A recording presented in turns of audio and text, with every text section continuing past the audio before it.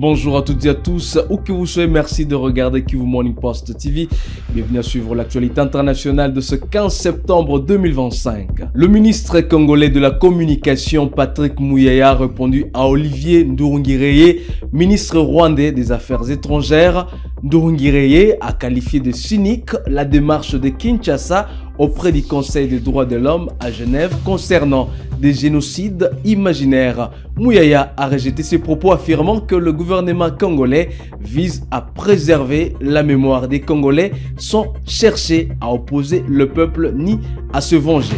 Mais je crois que vous lui faites honneur d'ailleurs en le mentionnant durant cette émission parce que pour nous c'est les parfaits exemples justement de ce qu'on ne peut pas avoir comme responsable parce que vous ne pouvez pas à ces niveaux justement de responsabilité utiliser des termes de ce type et surtout que lorsqu'on est ministre des Affaires étrangères, mais quoi qu'il en soit, ils vont toujours très bas. Nous, notre narratif ne va jamais aller aussi bas.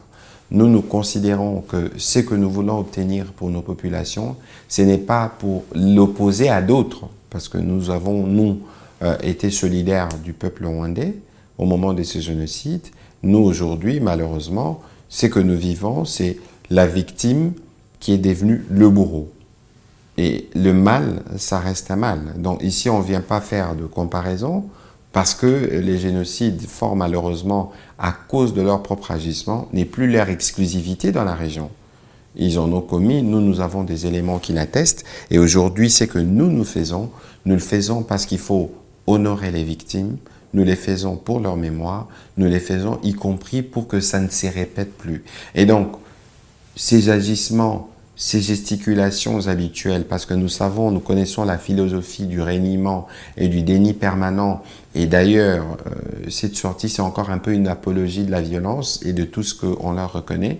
Ils sont libres de s'exercer de cette manière, mais nous considérons que nous sommes dans une démarche, nous ne laisserons pas pour autant distraire par des propos de ce genre. Mais parce qu'ils savent qu'ils sont responsables de la plupart de tous ces dégâts, ça fait depuis 1997 que les agissements du Rwanda ont commencé dans l'est de la RDC et que sous des fallacieux prétextes, on en a beaucoup tué, on parle de 10 millions de morts. On a besoin pour nous de refaire cette histoire parce que notre histoire ne doit pas seulement être racontée par d'autres. Aujourd'hui, le travail que nous faisons au niveau du FONAREV et du SIAVAR, c'est justement avec nos chercheurs, c'est de remonter cette histoire, tous ces drames et être en mesure aujourd'hui de donner des noms à la nature des crimes qui ont été commis et pourquoi pas poursuivre les responsables. Je peux vous faire un témoignage parce que pendant la campagne électorale, j'avais eu le privilège d'accompagner le président de la République. Nous avons été à Fizi, au territoire de Fizi. Nous avons été, je pense, à Makobola ou à Kasika. Il y a l'horreur innommable des faits qui se sont produits là-bas. Et ces choses ne peuvent pas rester impunies. Ces choses, pour les familles des victimes qui ont vécu, qui ont survécu, ils ont besoin d'être restaurés dans la mémoire, de savoir que ceux qui ont tué hommes et femmes dans des conditions inhumaines puissent payer et répondre un jour devant la loi. Et donc nous considérons que le travail que nous faisons, c'est un travail pour notre mémoire et rien ne peut nous arrêter. Et puis les États-Unis ont annoncé vendredi 12 septembre 2025 la signature d'un mécanisme d'échange de prisonniers entre le gouvernement de la République démocratique du Congo et l'Alliance Fleuve Congo AFC-M23, présenté comme une avancée majeure vers la désescalade du conflit dans l'est du pays. Le détail ici avec Dieudonné Mouroula.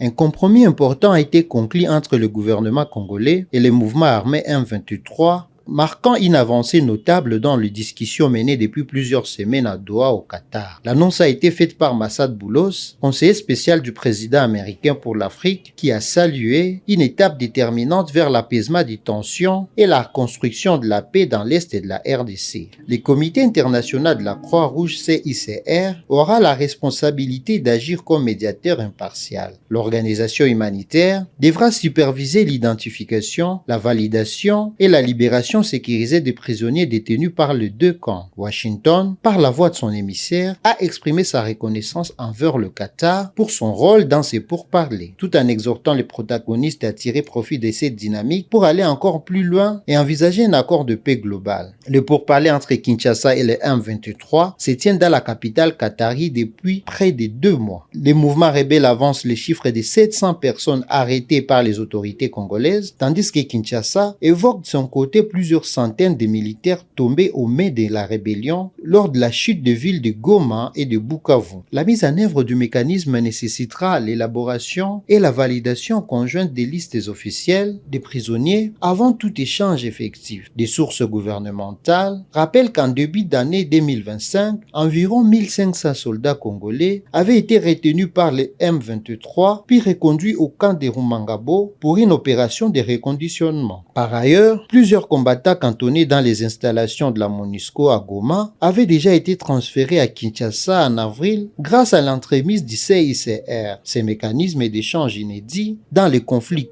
entre Kinshasa et le M23 est perçu comme un signal fort en faveur de la désescalade, mais il reste suspendu à sa mise en œuvre concrète qui permettra de vérifier si cette avancée diplomatique peut réellement ouvrir la voie à une solution politique durable dans l'est de la RDC. L'ambassadrice du Royaume-Uni en République démocratique du Congo, Alison King, a été reçue samedi 13 septembre par le vice-premier ministre, ministre de l'Intérieur, Sécurité, Décentralisation et Affaires coutumières, Chabani Louko. Les échanges ont porté essentiellement sur la situation sécuritaire dans la partie orientale du pays, notamment la récente mission d'itinérance sécuritaire et d'apaisement menée à Uvira, siège provisoire des institutions provinciales du Sud Kivu par une délégation gouvernementale. Regardez. De nos échanges habituels, certainement cette semaine-ci, j'ai voulu savoir quels étaient les résultats du déplacement de son Excellence le VPM, ministre de l'Intérieur, vers Uvira pour calmer la situation. Et je crois que c'est une très bonne initiative pour se rendre sur terrain, pour parler avec les communautés, pour comprendre quelle était la situation réelle sur terrain et de vraiment de prononcer contre les discours de haine, contre la discrimination, l'inclusivité, que chaque Congolais est un Congolais. Donc je crois que c'est une mission très importante et je félicite le gouvernement congolais pour cette inclusivité et cette volonté d'engager avec les communautés à l'est du pays. Aussi, j'ai voulu féliciter son Excellence concernant la signature d'un accord pour l'échange des prisonniers dans le cadre du processus de Doha, qui représente aussi un pas très positif qui va dans le sens d'aller vers une paix durable qui est vraiment une priorité. J'ai aussi abordé quelques domaines ou quelques sujets d'intérêt partagés entre le Royaume-Uni et la RDC, tels que la situation des droits de l'homme ici en RDC, nos relations bilatérales et la situation de Wazalendo, comment arriver à une meilleure discipline de Wazalendo qui respecte vraiment la discipline, les communautés locales dans le respect de la loi et avoir vraiment une situation plus calme. Mais je reconnais les difficultés énormes étant donné la situation de crise et de guerre actuelle. Donc le Royaume-Uni soutient pleinement tous les efforts d'avoir un processus de paix durable, les négociations à Washington, à Doha, et aussi nous avons été entre les membres du Conseil de sécurité qui a adopté la résolution 2773 pour la situation à l'est du pays. Nous contribuons énormément à des efforts pour l'aide humanitaire de la population à l'est et aussi nous finançons plusieurs initiatives pour la résolution des conflits au niveau local.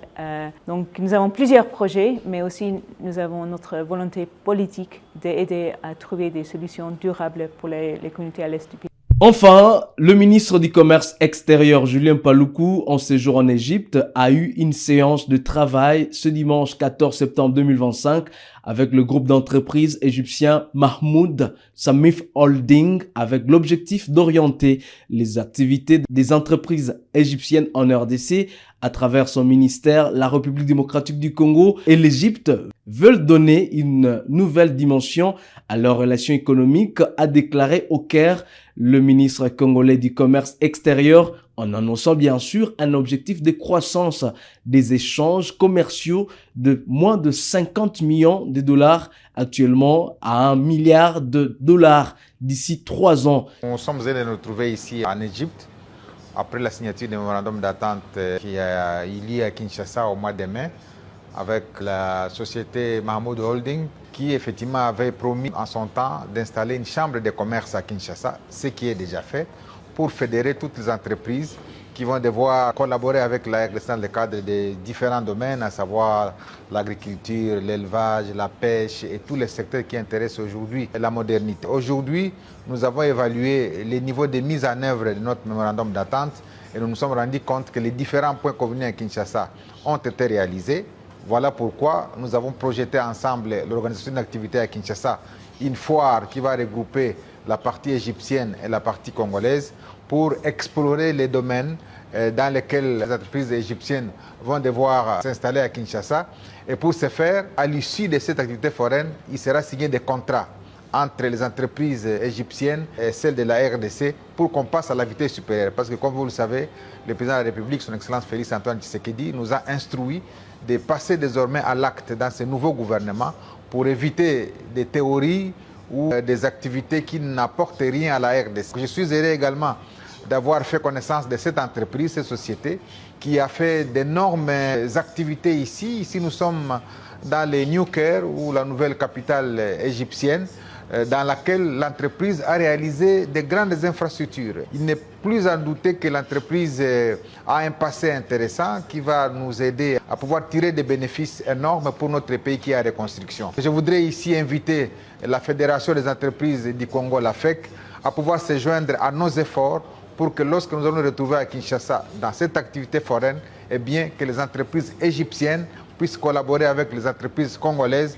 et des contrats soient signés pour que des activités de grande envergure puissent commencer dans notre pays, particulièrement à Kinshasa et dans le reste de la RDC, parce que les mémorandums que nous avons signés avaient ciblé un ensemble de provinces, notamment le Congo central, l'espace Katanga, l'espace Kasaï et l'espace Est, même si cet espace a quelques petits soucis sécuritaires, mais qui sont en train de trouver les solutions à travers la diplomatie que mène le président de la République. Et c'est tout pour cette rubrique de l'actualité internationale de ce 15e jour du mois de septembre de l'année 2025 sur Campe TV. Mesdames, mesdemoiselles et messieurs, où que vous soyez, merci à vous de l'avoir suivi. Restez avec nous pour la suite de l'actualité et à très vite.